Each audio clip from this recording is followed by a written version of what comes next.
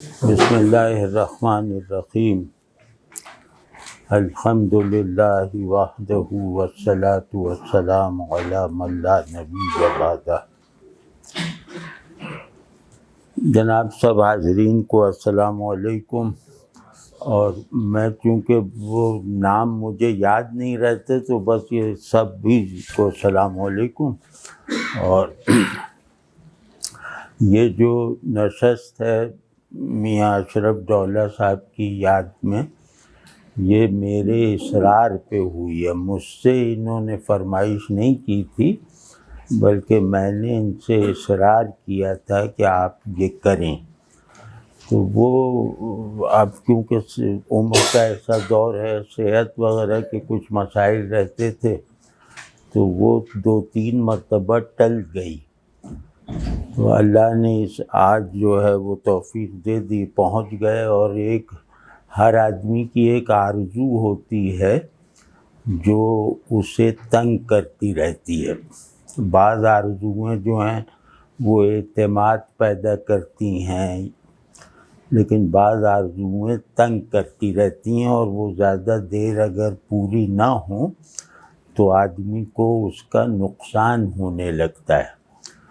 تو میری جو اس طرح کی آرزوؤں میں سے یہ آرزو تھی کہ میں اشرف صاحب پر کچھ بولوں، ان کے میرے اوپر جو احسانات ہیں ان کا تذکرہ کروں، انہیں دیکھ کر میں نے جو سیکھا ہے اس کا اظہار کروں، اور ساتھ ساتھ ان کے کچھ ایسے گوشے، ان کی شخصیت کے کچھ ایسے پہلو جو میرے خیال میں کم لوگ جانتے ہیں، ان کی طرف بھی اشارہ کروں، اور یہ بتانے کی کوشش کروں کہ شخصیت کے 2 طرح کے اچھے لوگ ہوتے ہیں، جن کو لوگ اچھے لفظوں میں ہمیشہ یاد کرتے رہتے ہیں، جن کو کبھی بھلایا نہیں جا سکتا۔ ان لوگوں کی شخصیت میں بھی 2 حصے ہوتے ہیں۔ ایک اچھے لوگ وہ ہوتے ہیں جو احسان کرتے رہتے ہیں، لیکن اس سے کوئی اجر ہی کی امید رکھتے ہیں کہ اللہ کو پسند آئے گا میرا یہ فعل، اور مطلب وہ کوشش کرتے ہیں کہ ان کے لوگ انہیں اس پہلو سے جانیں کہ اگر انہیں کچھ مدد کی ضرورت ہو تو میرے پاس آئیں۔ تو ایسے لوگ بھی بہت اچھے ہوتے ہیں، لیکن کچھ لوگ ایسے ہوتے ہیں کہ جن کو یہ احساس ہی نہیں ہوتا کہ وہ کسی کے کام آ رہے ہیں، کسی کی مدد کر رہے ہیں، کسی کی زندگی کے لیے بہت ضروری ہیں، تو یہ خود فراموش لوگ ہوتے ہیں۔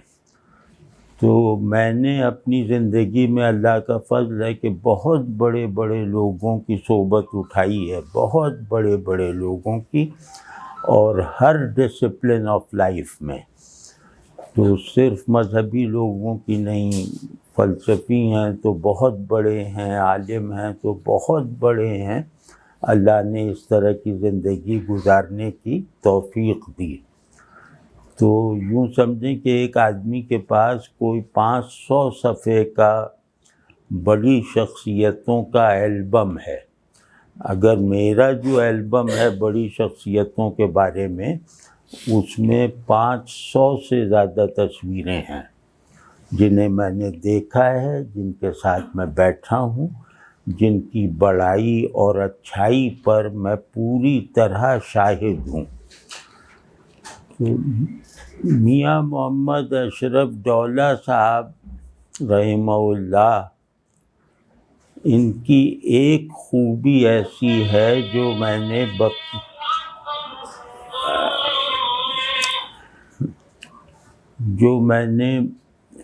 499 لوگوں میں اس درجے کی نہیں دیکھی۔ وہ اللہ کا شکر ہے کہ ان کے بچے بھی جانتے ہیں، ان کے دوستوں نے بھی تذکرہ کیا، بلکہ وکیل صاحب نے بہت ہی خوبصورت گفتگو کی۔ تو وہ یہ ہے کہ اپنے آپ کو منہا کر کے دوسروں سے تعلق رکھنا، سیلف لیس ہو کر تعلق رکھنا، اور پھر یہ کہ اس سے ان کو کوئی غرض نہیں، ظاہر ہے کوئی غرض نہیں ان سے، کسی سے انہیں کوئی توقع نہیں، اور اس کے بعد یہ کہ وہ خود بھی یہ نہیں جانتے کہ میں کسی کی توقع پر پورا اترا ہوں، مطلب اپنی اچھائیوں سے اتنا بے خبر آدمی میں نے محمد اشرف ڈولہ صاحب کے سوا دوسرا نہیں دیکھا۔ وہ سب سے کم اپنے آپ کو جانتے تھے، انہیں اپنی مطلب ان کو سے اتنا بھی کہہ دیا جائے کہ آپ سمجھدار آدمی ہیں، جو عام جملہ ہے کسی سے بھی کہہ دیتے ہیں، تو آپ سمجھدار آدمی ہیں، تو اس پہ وہ گھبرا سے جاتے تھے کہ یہ کیا، مطلب یہ میں اپنے اب جو میرا ان کا 23-24 برس کا تعلق ہے، تو اس میں نے ہمیشہ یہ دیکھا کہ بے ساختگی میں کوئی بات میرے منہ سے نکل جائے کہ بھئی اشرف صاحب آپ نے وہ کام تو بڑا اچھا کر دیا، تو وہ بالکل گھبرا سے جاتے تھے کہ اسے کیسے معلوم ہو گیا، یا انہیں خود اس وقت یاد آتا تھا۔ تو بڑا آدمی خود فراموش ہوتا ہے۔ سب سے بڑی شخصیت جو ہوتی ہے وہ اس آدمی کی ہوتی ہے جو سیلف لیس ہو کر دوسروں کے لیے ضروری بن جائے، وہ اپنی نظر سے غائب اور دوسروں کی نظر میں ان سب کے مرتے دم تک رہے۔ تو اللہ ان لوگوں کو جو خود کو اپنی نظر سے چھپائے رکھتے ہیں، ان کو اللہ ہر ایک کے دل میں ایک بہترین یاد کے طور پر باقی رکھتا ہے۔ تو اشرف ڈولہ صاحب ایک تو ان لوگوں میں سے تھے، دوسرے یہ کہ جیسے ابھی پروفیسر صاحب نے فرمایا نا کہ درویشی یا خسروی، تو اچھا وہ میرا شعر ہے، کاروبار زندگی سے جی چراتے ہیں سبھی، جیسے درویشی سے تم مثلاً جہاں بانی سے ہم۔ تو اس شعر میں اس کا میرے خیال میں جواب نکل آتا ہے کہ ہم بھی ادھورے ہیں کہ صرف درویشی میں پڑے ہیں، اور تم جہاں بانی میں اچھے ہو لیکن تم میں بھی یہ کمی ہے کہ درویشی سے محروم ہو۔ ہم درویش ہوتے ہوئے جہاں بانی سے محروم ہیں، ایک فضیلت سے محروم ہیں، اور جہاں باں حضرات جو ہیں وہ ایک فضیلت رکھتے ہوئے دوسری فضیلت سے محروم ہیں۔ تو یعنی باہر اللہ والا بن کے رہنا جہاں بانی کے بغیر ممکن نہیں ہے، اندر اللہ والا بن کے رہنا درویشی کے بغیر ممکن نہیں ہے۔ تو وہ جو ہے وہ تو خیر ان کا وہ تھا۔ میری ان کی پہلی ملاقات 2000 یا 1999 میں ہوئی تھی۔ ہمارا ایک درس ہوتا تھا، درس مثنوی، مولانا روم کی مثنوی کا درس ہوا کرتا تھا، تو وہاں ایک دن یہ تشریف لے آئے، میں ان کو پہچانتا نہیں تھا، اور آپ کے امجد صاحب کے ساتھ انہیں میں واقف تھا۔ تو میں یہ دیکھ رہا تھا کہ ایک صاحب آنکھیں کھولے ہوئے ہیں اور ان کی آنکھوں میں جیسے مولانا روم ان کی آنکھوں سے مولانا روم جھانک رہے ہیں۔ آج یہ پہلی مرتبہ میں یہ اپنا تجربہ شیئر کر رہا ہوں، ان لوگوں سے بھی میں نے نہیں کہا۔ وہ اتفاقی کو سامنے ہی بیٹھے تھے، چھڑی لیے اور یوں کر کے ایک بھاری بھرکم سے آدمی، تو ان کی آنکھوں میں آپ لوگوں کو یاد ہو تو ایک دھندلاہٹ سی ہوتی تھی دیکھنے میں، تو وہ دھندلاہٹ اور پیچھے سرخی سی، تو مطلب ایسے کہ جیسے ایک بہت شفاف پرت پڑی ہوئی ہو ان کی آنکھوں پر، تو اس طرح کی ان کی آنکھیں تھیں۔ تو وہ بالکل بے حس و حرکت بیٹھتے تھے عام طور پر، اور یوں بس ایسے ہیں تو ہلنا بہت دیر بعد ہوتا تھا. تو میں نے ان کی آنکھیں کیونکہ سامنے ہی تھے میرے، تو مجھے قیافے سے دلچسپی ہے، مطلب میں چہرے سے اندازہ لگاتا ہوں کہ یہ کیسا وہ کیسا، وہ سب مطلب اپنا گمان ہوتا ہے، لیکن جیسے بچپن سے ایک دلچسپی ہے. تو میں نے یہ دیکھا کہ جیسے لگ رہا ہے کہ ان کی آنکھ سے مولانا روم جھانک رہے ہیں. اب ایک مرتبہ مجھے وہم ہوا، میں سمجھا وہم ہے، تو لیکن یہ کہ اس دوران میں مسلسل گھنٹہ ڈیڑھ وہ جب تک وہ چلتا رہا، تو مولانا روم کی بینائی سے وہ آنکھیں روشن رہیں میری نظر میں. مجھے بالکل واضح طور پہ یہ احساس ہوتا رہا.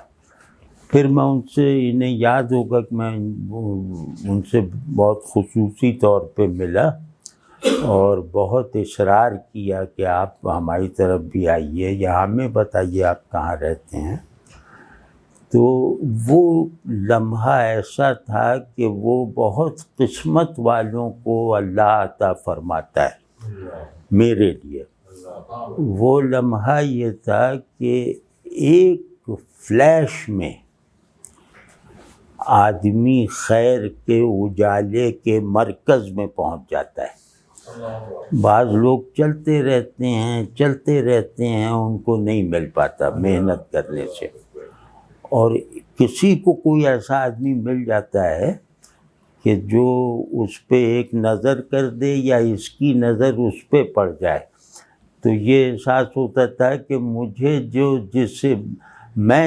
جسے خود کو دکھانا چاہتا تھا اس نے مجھے دیکھ لیا، اور میں جس کو دیکھنا چاہتا تھا میں نے اسے پا لیا. اس طرح کا گویا میرے اندر ایک جذبہ سا پیدا ہوا. اور یہ جذبہ نہیں کہنا چاہیے، میں جذباتی آدمی نہیں ہوں، وہ ایک طرح کی جو اسٹیٹ آف ریئلائزیشن ہوتی ہے نا، کہ جیسے لگ رہا ہے کہ کوئی نظام حرکت میں آ رہا ہے اور میری طرف متوجہ، مطلب اس طرح ذہنی انداز میں. تو میرے لیے یہ مولانا کی صحبت کی کمی پوری کرنے والے تھے. یہ جملہ میں ان سے تو کبھی کہہ ہی نہیں سکتا تھا، ظاہر ہے. تو وہ بالکل مطلب یہ جملہ کیا جو یہ سن کے گھبرا جائیں کہ آپ اچھے آدمی یا اچھا کام کیا ہے، تو لیکن یہ میرے دل میں رہا. اور پھر یہ مطلب یہاں سے میں گفتگو اپنی شروع کروں گا تاکہ یہ تاثر بالکل ہمیشہ کے لیے زائل ہو جائے کہ ان کا تعلق ہم سے کوئی استادی شاگردی یا عقیدت مندی وغیرہ کا تھا. وہ اپنا جو کہتے رہیں، وہ دوسرے کے بارے میں جو بھی کہتے ہیں وہ ان کی خواہشات ہوتی ہیں. وہ اتنے اچھے آدمی تھے کہ وہ ہر ایک کو اچھا دیکھتے تھے، اور پھر وہ اچھائیاں ان کے جذبہ خیر خواہی میں ملٹی پلائی ہو کر ان کی زبان سے نکلتی تھیں.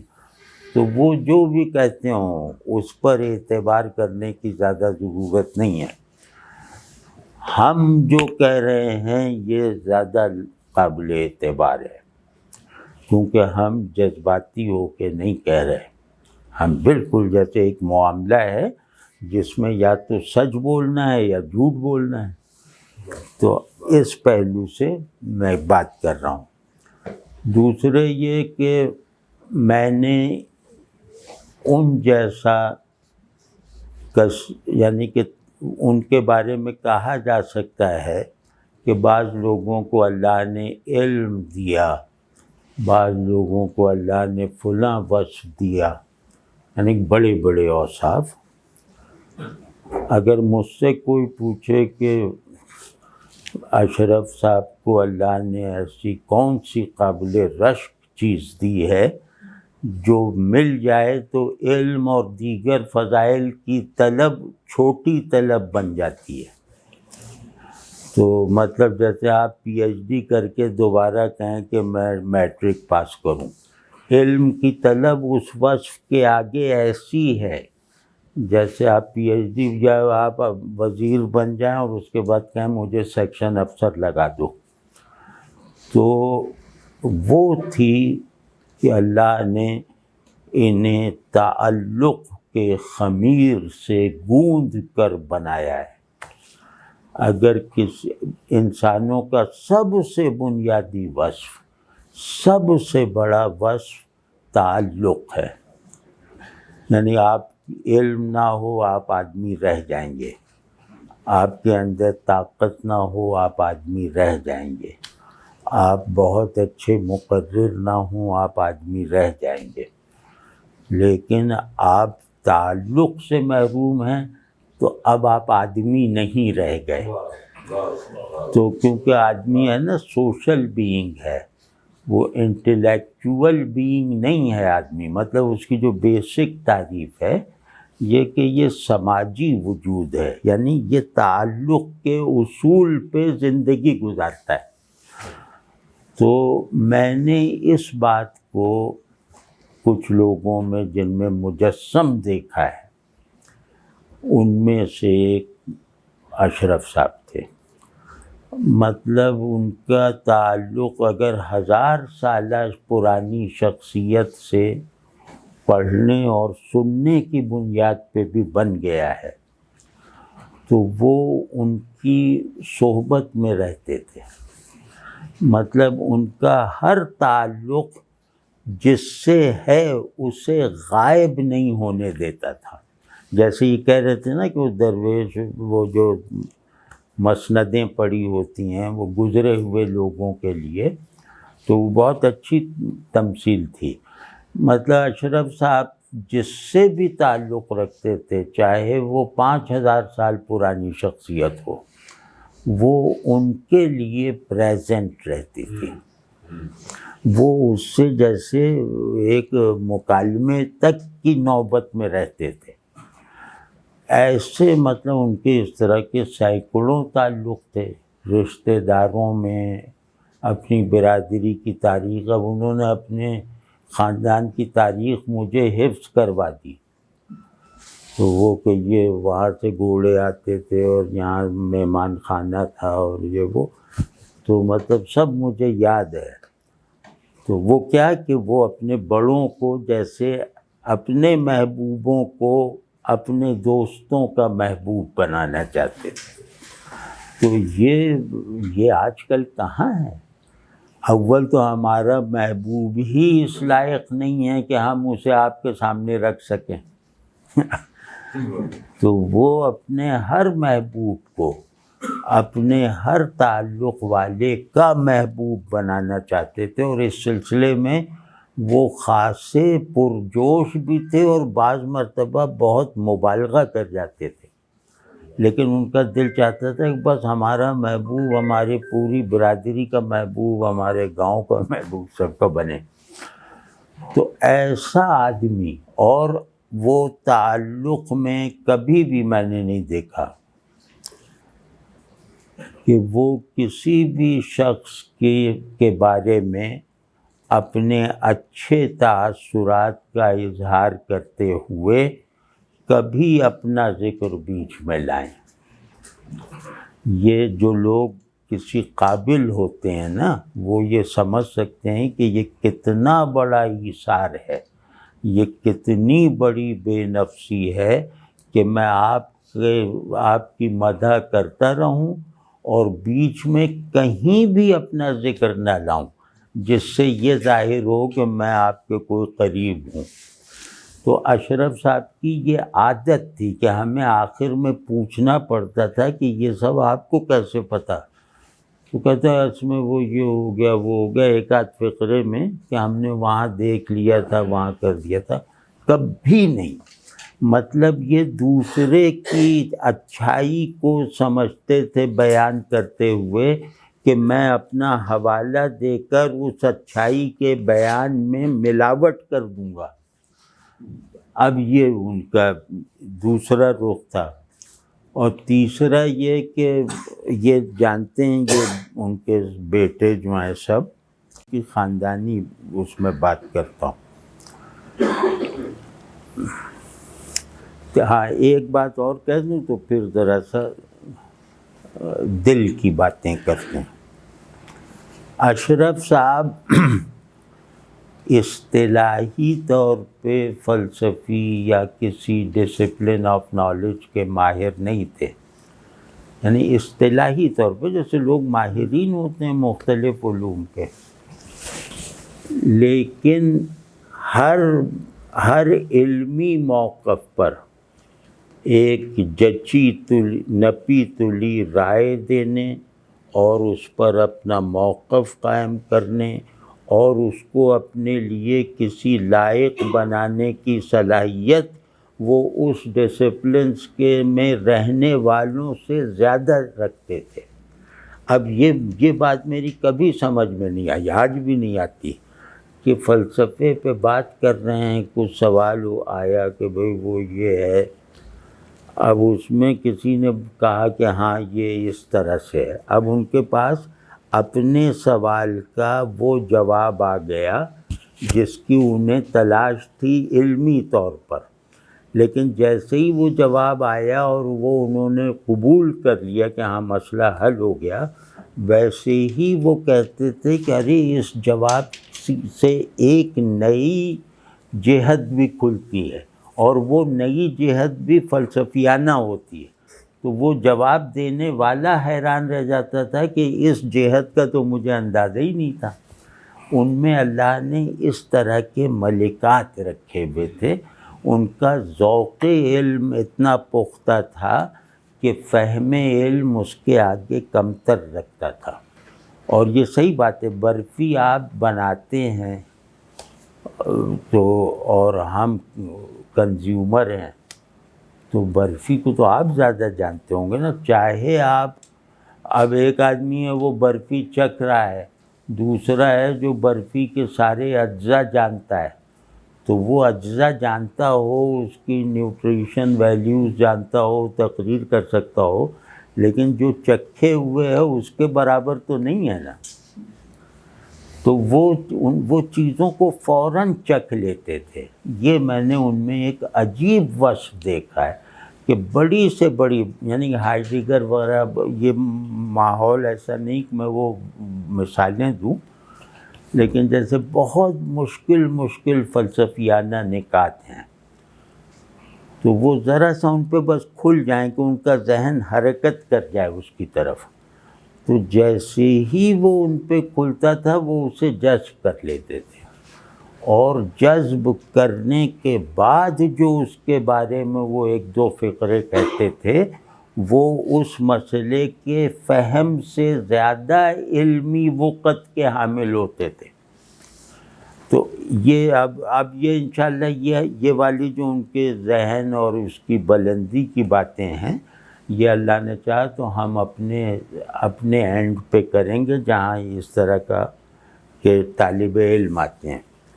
اب میں ان کی کچھ ایسی باتیں عرض کرتا ہوں کہ بخدا مجھ سے پوچھا جائے کہ تم ان کے ساتھ اپنا حشر کروانے پہ تیار ہو تو میں ابھی مرنے کو بھی تیار ہوں. اگر مجھے یہ معلوم اللہ کی طرف سے ضمانت مل جائے کہ تم بس ان سے جہاں وہ ہیں وہاں تمہیں بھی رکھ دیں گے، میں ابھی مرنے کو تیار ہوں. تو اب ایک آدمی کے بارے میں آپ آخرت اپنی نہیں سونپ سکتے، مطلب آپ اس طرح، یہ تو بہت رسک کا کام ہے نا کہ کسی کے بارے میں آپ کہیں. میں ان کے بارے میں کہتا ہوں وہ کیا وجہیں تھیں. ایک تو یہ کہ بہت سے لوگ ہوتے ہیں جو مبلغ ہیں، داعی ہیں، معلم ہیں، سیاسی لیڈر ہیں، فلاں ڈماں، جو دیکھنے میں اچھے کام کر رہے ہوتے ہیں اور وہ کام اچھے ہوتے ہیں، لوگوں کے کام آتے ہیں، لیکن ان کی تنہائی ان کی مجلس سے میچ نہیں کرتی. ان کی تنہائی ان کی مجلس کے مقابلے میں کمتر ہوتی ہے۔ اشرف صاحب کے بارے میں جانتا ہوں، میں گواہ ہوں کہ ان کی مجلس یعنی ان کی سماجی زندگی بھی ہزارہ سوشل ورکر سے زیادہ تھی، اور ان کی تنہائی کی زندگی ان کی سماجی زندگی سے بہت بلند تھی۔ یعنی کہ وہ اپنی سماجی زندگی میں ایک قابل رشک ہستی تو تھے ہی، اس میں آپ کوئی فلا نہیں نکال سکتے۔ سماجی زندگی میں کسی کے اگر آپ کوئی دھبا نہ دریافت کر سکیں تو یہ بہت مشکل کام ہے۔ پبلک لائف میں پیورٹی کے ساتھ رہنا اور پورے اپنے آپ کو بچاتے ہوئے رہنا یہ فرشتوں ہی کا کام ہو سکتا ہے، لیکن محمد اشرف صاحب ڈولہ مرحوم نے سماجی زندگی کو بھی گویا مسلح پر اللہ کی طرف یکسو رہتے ہوئے گزار کے دکھا دیا، اور اس کے بعد اتنی قابل رشک سوشل لائف، فیملی لائف، یعنی جو بھی آپ کے باہر کی دنیا ہے، اتنی قابل رشک اور سینکٹیٹی رکھنے والی شخصیت کی تنہائی اس سے 1 ارب گنا بہتر تھی۔ یعنی کہ ہم ان کی سماجی زندگی سے اوپر جانے کا تصور قائم کرنے میں دشواری محسوس کرتے ہیں کہ بھئی اب اس سے زیادہ کیا اچھائی ہوگی، لیکن میں جانتا ہوں کہ ان کی تنہائی ان کی سماجی زندگی ان کا بچپن ہے، جیسے ان کی تنہائی ان کا بڑھاپا ہے، اسی بچپن کی تکمیل ہے۔ تو جس آدمی نے اپنی مثالی سماجی زندگی کو اپنے صحابیانہ خلوت کی آغوش سے نکلنے کا بھی نہ دیا ہو، وہ آدمی آج کل نہیں پایا جاتا۔ اب اس آدمی کی اگر کچھ تفصیلات بیان بھی کریں تو نہ صاحبان خانقاہ اسے سمجھنے کے لائق ہیں، نہ صاحبان سیاست اور فلاں ڈھماں۔ ٹھیک ہے، دوسرے یہ کہ میں نے ان میں ایک عجیب بات دیکھی ہے کہ دنیا داروں سے ایک شدید ناپسندیدگی، یعنی دنیا دار کیا، اب ان کی وہ بھی تو دنیا دار تھے، بڑے زمیندار اور پتہ نہیں کیا کیا تھے۔ تو مطلب ایک آدمی اگر دنیا دار ہے، اور دنیا دار کلاسیکل معنوں میں کہ ہر وقت اپنی امیری دکھاتا رہتا ہے، اپنی طاقت دکھاتا رہتا ہے، کیونکہ ہمارے یہاں ہم لوگ وہ آدمیت کی سطح ابھی نہیں حاصل کر پائے قومی طور پہ کہ جہاں طاقت خیر پیدا کرے اور علم طاقت پیدا کرے۔ ہمارے یہاں طاقت ظلم پیدا کرتی ہے یا پیسہ پیدا کرتی ہے۔ تو طاقت سے مال پیدا ہوتا ہے، مال سے طاقت پیدا ہوتی ہے۔ اب یہ جاگیردارانہ نظام کا ایک طریقہ ہے، اور وہ جاگیردارانہ نظام میں پلے بڑھے تھے تو انہیں معلوم تھا کہ طاقت دولت سے، دولت طاقت سے، اسی میں ہم سب پھنسے ہوئے۔ جس کے پاس دولت اور طاقت نہیں ہے وہ بھی یہاں تک پہنچنے کے لیے لگا ہوا ہے کہ یا تو طاقت پہلے مل جائے تاکہ جلدی سے میں ڈاکے واکے ماروں، یا دولت مل جائے جلدی سے الیکشن لڑ کے کامیاب ہو جاؤں۔ تو میاں اشرف ڈولہ صاحب، ان کے ساتھ اگر کوئی مناسبت پیدا کر لے تو اس پورے نظام سے اللہ کی طلب کی ہوئی نفرت اسے حاصل ہو جائے گی۔ اس پورے منظر سے جو نفرت ہے وہ اللہ نے ہم سے طلب کی ہے، رسول اللہ صلی اللہ علیہ وسلم نے ہم سے مانگی ہے کہ یہ گینڈوں کی طاقت کا تصور رکھنے والے اور قارون کی دولت کو آئیڈیل بنانے والوں کو اپنے پاؤں سے روند کر آگے بڑھو۔ اس جذبے کو اگر میں نے کسی کے یہاں غیر جذباتی سنجیدگی کے ساتھ دیکھا ہے اور ایک طرز زندگی بنا کر دیکھا ہے، وہ محمد اشرف ڈولہ صاحب ہیں۔ وہ جو ہے وہ طاقتور آدمی تھے۔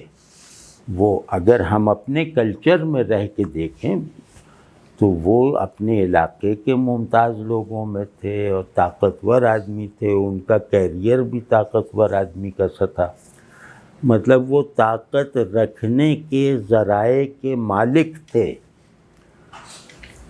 وہ چلتے رہے، زمینداری کا انہیں کچھ پتہ نہیں، اور وہ ہر وقت جیسے ان کا دل ہی نہیں لگتا تھا کہ جس کام سے پیسہ بنتا ہو اس کام میں اشرف ڈولہ صاحب کا دل نہیں لگتا تھا۔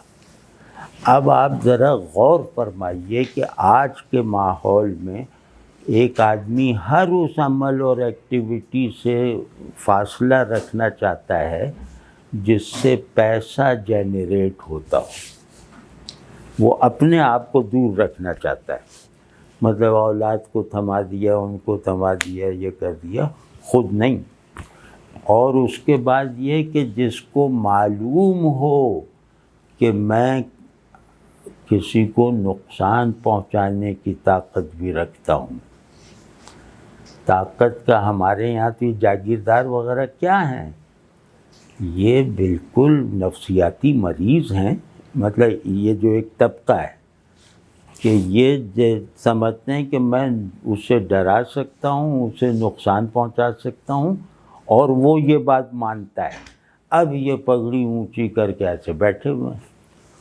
تو یہ جو اس طرح کے لوگوں کا اینٹیڈوٹ تھے میاں محمد اشرف، مطلب ان کی موجودگی میں پگڑیاں جو ہیں وہ کاغذ کی بن جاتی تھیں، ان کی موجودگی میں بڑی بڑی گدیاں جو ہیں وہ پاتال میں چلی جاتی تھیں صرف ان کی موجودگی سے۔ میں نے دیکھا نا یہاں والے کچھ تھے وہ وزیر سفیر وغیرہ، تو یہ ایسے بیٹھے تھے کہ وہ اپنے آپ سے گن کھا رہے ہوں گے، یہ ان کے ساتھ بالکل ایسے بیٹھے تھے۔ تو یہ جو بات ہے نا کہ جس کو دنیا سے اتنی بھی محبت نہ ہو جتنی مجھے اس کاغذ سے ہے، تو یہ وہ آدمی اگر یہ ولی اللہ نہیں ہے تو ولایت خیالی چیز ہے۔ جس کو اپنے بچوں سے محبت، اپنے دوستوں سے محبت، اپنی قوم سے محبت، جانوروں سے محبت، ہر ایک کو فائدہ پہنچانے کے لیے ہر وقت خود کو نقصان پہنچا لینے پہ تیار، وہ دنیا سے محبت اتنی بھی نہیں کرتا جتنی میں اس کاغذ سے کرتا ہوں۔ تو یہ رسول اللہ صلی اللہ علیہ وسلم کا پسندیدہ ترین آدمی ہے، مطلب یہ وہ آدمی ہے جس کے بارے میں گمان غالب ہے کہ اللہ کہے گا بلا حساب کتاب رسول اللہ صلی اللہ علیہ وسلم کے طبقے پہ پہنچا کر آؤ۔ بہت سے لوگ ہوں گے نا جو بلا حساب کتاب بخشے جاتے ہیں، مجھے اللہ کے فضل سے یقین ہے کہ ہمارے اشرف صاحب ان لوگوں میں ہیں جو بلا حساب کتاب اور پروٹوکول کے ساتھ پہنچ گئے ہوں گے۔ اگر جب بھی کھلے گا جنت کا دروازہ تو وہ پورے پروٹوکول کے ساتھ پہنچائے جائیں گے، کیونکہ نہ دل میں نفرت، نہ دل میں لالچ، نہ دل میں کسی کو ڈرانے کی خواہش، نہ اپنے آپ کو منوانے کی کوئی ہلکی سی بھی تمنا، نہ اس بات کی کوئی پرواہ کہ لوگ انہیں نہیں پہچان پا رہے ان کے مرتبے کے مطابق۔ ان کو اپنی تعریف سننے سے زیادہ ناگوار کوئی چیز نہیں تھی، حتیٰ کہ ان کے بیٹے بھی اگر ان سے ان کی تعریف کرتے تو انہیں ناگوار ہوتی تھی، ابھی یہ بتائیں گے یہ لوگ۔ تو جس کو اپنی تعریف سننے سے گھبراہٹ ہوتی ہو، اس آدمی کی شخصیت میں روحانیت کا انکار، یہ جو خانقاہوں میں پیری مریدی کرنے والے ہیں وہ سمجھیں گے، جنہوں نے خانقاہوں کو کارخانے بنا رکھے ہیں، وہ کہیں گے کہ روحانیت اشرف صاحب میں تھی یا نہیں تھی؟ آپ سمجھ رہے ہیں نا، وہ ہیں مطلب ان کو ایسا تھا کہ اللہ کی طرف سے انہیں اشارہ ہو جائے نا کہ سب کچھ چھوڑ دو، تو میرا خیال ہے اگلا سانس آنے سے پہلے وہ اعلان کر دیتے کہ سب کچھ چھوڑ دیا۔ تو یہ اعتماد مجھے اپنے دوستوں پہ نہیں ہے، لیکن ان پہ خدا جانے ہمیشہ سے رہا۔ پھر جیسے ان سب نے ان کے بارے میں بہت اچھی اور بنیادی باتیں کی، تو میں ان کے گھر کے بارے میں، جیسے انہوں نے کہا نا کہ وہ سارے ان کے آباء و اجداد ان کے ساتھ ان کے کمرے میں رہتے تھے، بالکل ایسے ہی تھا، بالکل ایسے ہی تھا۔ اب یہ جیسے 3 بیٹے بیٹھے ہوئے ہیں یہاں، یہ ایک وقت تھا کہ یہ تینوں، یہ شاہد صاحب یہاں ہوتے تھے اور یہ امجد صاحب اور عابد صاحب لاہور میں ہوتے تھے، ایک وقت تھا نا پہلے۔ تو مجھ سے وہ مشورہ کر لیتے تھے، مطلب اس طرح کہ مجھے شاید کہا جا سکے کہ میں ان کا رازدار ہوں، جو بات وہ لوگوں سے نہیں کرتے تو وہ بھی کر لیتے تھے۔ وہ سب سے زیادہ پریشان عابد صاحب کے لیے رہتے تھے، اور وہ پریشانی ایک مضبوط آدمی کی طرح ہوتی تھی۔ مطلب اگر عابد صاحب وہاں نہ ہوتے لاہور میں تو ان کا لاہور اتنا فریکوینٹلی آنا جانا نہ رہتا، یہ ان کی وجہ سے تھا۔ بہت ذکر کرتے رہتے تھے، وہ بس پریشان رہتے تھے۔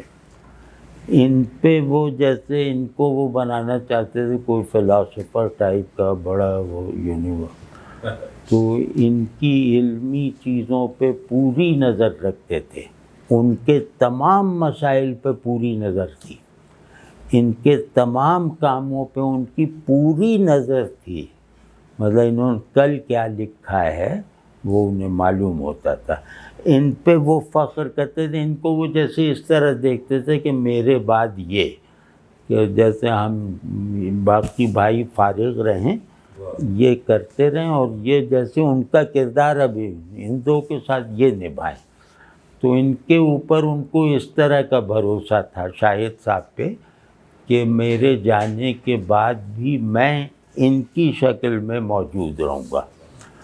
تو اب اللہ ان سب کو اس بات کی توفیق دے کہ وہ ان کے بارے میں جو توقعات رکھتے تھے یہ اس پر ہر قیمت پہ پورا اترے۔ یہ جاوید صاحب کے والد جب فوت ہوئے تو جیسا غم تھا ان کا، اور جس طرح انہوں نے مجھ سے باتیں کی ہیں ان کے والد اپنے چھوٹے بھائی کے بارے میں، تو وہ مطلب، اور جس طرح ان کے باقی بچوں کے لیے پروگرام بنائے ہیں، مطلب وہ آج کل کا چچا یا تایا نہیں اس طرح سوچ سکتا، بالکل جیسے اپنے بچوں کی طرح اپنے۔ اور یہ کہ ہم سب میں، ہماری پوری برادری میں سب سے اچھا تھا میرا چھوٹا بھائی۔ ان کے والد کے بارے میں وہ یہ کہتے تھے کہ ہماری پورے خاندان میں سب سے اچھے جو تھے وہ ان کے والد تھے۔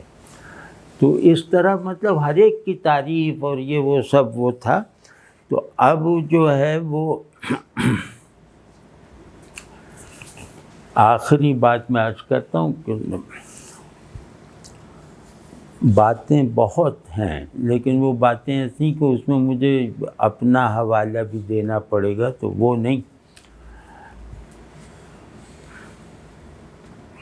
وہ انتہائی ٹریجک احوال میں رہتے تھے،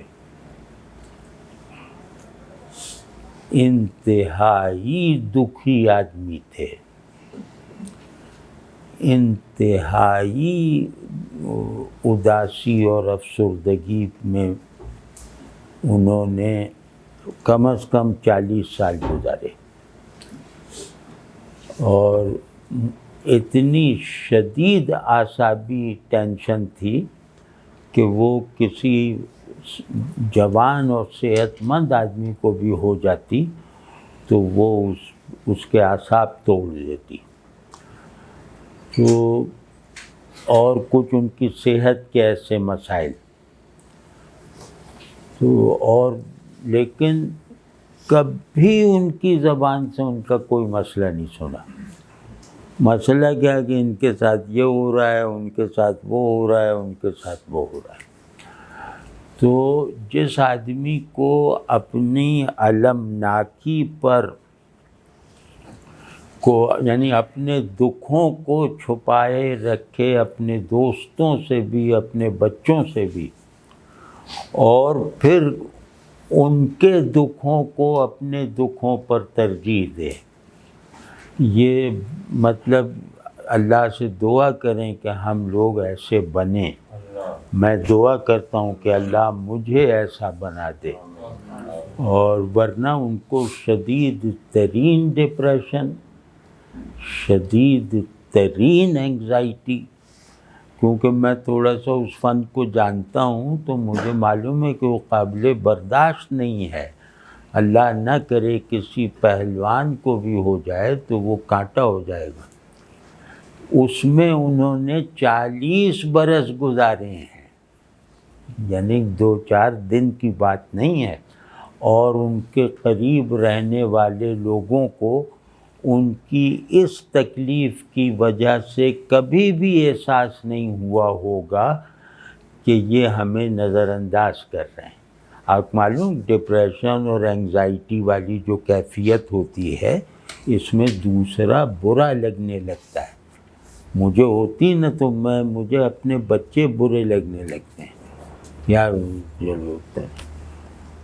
تو اور وہ جیسے تعلق والے احساسات ہیں نا، خوشی کے، تعلق کے، وہ سب ڈیڈ. ایک آدمی نے 40 برس اس کو جھیلا ہے اور اپنی حصے تعلق پر ایک آنچ نہیں آنے دی. تو اس کی یہ قوت روحانی نہیں ہے تو کیا ہے؟ جسمانی قوت سے تو یہ نہیں ہو سکتا، یہ روحانی قوت تھی. تو یہ نہ کہا کریں کہ اسپریچول تھے یا نہیں، وہ اللہ ان جیسی اسپریچولیٹی نصیب فرمائے. تو اب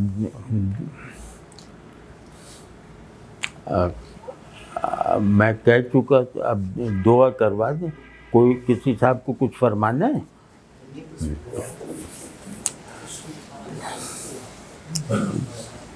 اعوذ باللہ من الشیطان الرجیم. بسم اللہ الرحمن الرحیم. الحمد للہ وحدہ والصلاة والسلام علی من لا نبی بعدہ. اللہم آت محمدا الوسیلۃ والفضیلہ وابعثہ مقاما محمودا الذی وعدتہ. اللہم انا نسألک حبک وحب من یحبک وحب عمل یقرب الی حبک. وصلی اللہ علی النبی الامی. اللہم ارزقنا حب حبیبک صلی وسلم علیہ واطاعت رسولک صلی وسلم علیہ وشفاعت نبیک صلی وسلم علیہ. وصلی اللہ علی النبی الامی. یا اللہ ہمارے ممدوح، ہمارے محترم، ہمارے دوست میاں محمد اشرف صاحب ڈولہ مرحوم کو رسول اللہ صلی اللہ علیہ وسلم کی جنت میں رفاقت نصیب فرمانا. یا اللہ آپ صلی اللہ علیہ وسلم جس انتہائی بلند مقام پر تشریف فرما ہیں، یا اللہ ان کی خدمت میں انہیں بھی پہنچانا. یا اللہ ان کے حق میں بے شمار لوگ شاہد ہیں، انہوں نے ہر احسان چھپایا اور کسی نے ان کے ساتھ بھلائی کی تو اسے کبھی نہ بھلایا. یا اللہ ایسے آدمی کو ہمارے لیے اسوہ بنا دیجیے. یا اللہ وہ جو اچھائیاں ہمارے مشاہدے میں لا کر گئے ہیں، یا اللہ ان اچھائیوں کو ہمیں بھی عمل میں لانے کی توفیق عطا فرمائیے۔ یا اللہ ان کی محبت کو ہمیشہ ان کے ہر متعلق کے دل میں اس طرح زندہ رکھیے کہ وہ اپنی اگلی نسل میں بھی ان کی محبت منتقل کر جائے، جیسا کہ میاں صاحب خود کیا کرتے تھے۔ وصلی اللہ علی النبی الأمی۔ ربنا تقبل منا انک انت السمیع العلیم۔ ربنا تقبل منا انک انت السمیع العلیم۔ ربنا تقبل منا انک انت السمیع العلیم وتب علینا انک انت التواب الرحیم۔ اللہم صلی علی محمد وعلی آل محمد کما صلیت علی ابراہیم وعلی آل ابراہیم انک حمید مجید۔ اللہم بارک علی محمد وعلی آل محمد کما بارکت علی ابراہیم وعلی آل ابراہیم انک حمید مجید۔